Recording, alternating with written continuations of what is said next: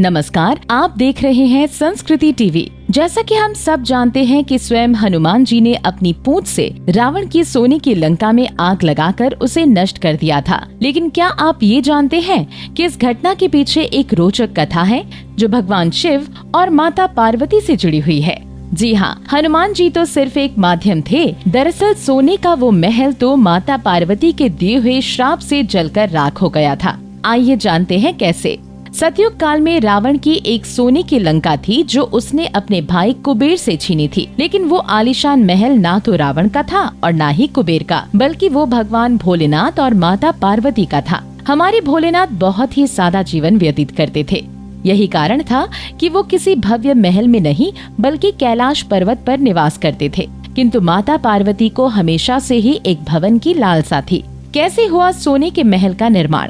एक बार भगवान शिव और माता पार्वती से मिलने भगवान विष्णु और माता लक्ष्मी कैलाश पधारे, परंतु कैलाश की सर्दी माता लक्ष्मी से सहन नहीं हो पाई और वो ठंड से कांपने लगी। ठंड से परेशान लक्ष्मी जी ने व्यंग में पार्वती जी से कहा कि वो एक राजकुमारी होकर कैसे इस प्रकार अपना जीवन व्यतीत कर रही हैं। ये सुनकर पार्वती जी बहुत ही दुखी हुई। जाते जाते माता लक्ष्मी ने भोलेनाथ और पार्वती जी को अपने घर यानी बैकुंठ आने का न्योता दिया।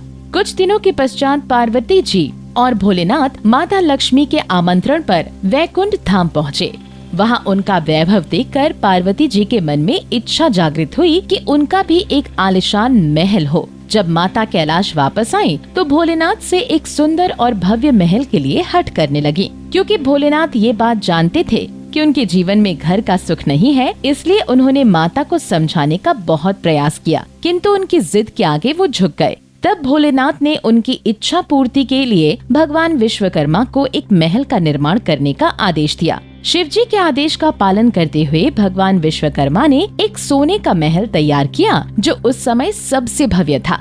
माता पार्वती ने ऋषि विश्रवा को क्यों और क्या दिया श्राप। अपने नए घर के निर्माण से माता पार्वती अत्यधिक प्रसन्न थीं और उन्होंने सभी देवी देवताओं और ऋषि मुनियों को अपने स्वर्ण महल में आमंत्रित किया। माता का आमंत्रण स्वीकार कर सभी देवगण और ऋषि उनके महल में पधारे। उन्हीं ऋषियों में विश्रवा नामक एक ऋषि ने उनके महल की वास्तु प्रतिष्ठा की और दान स्वरूप उसने शिवजी से वो सोने का महल मांग लिया। भोलेनाथ उसे खाली हाथ नहीं लौटाना चाहते थे, इसलिए उन्होंने फौरन ही वो महल उस ऋषि को दान में दे दिया।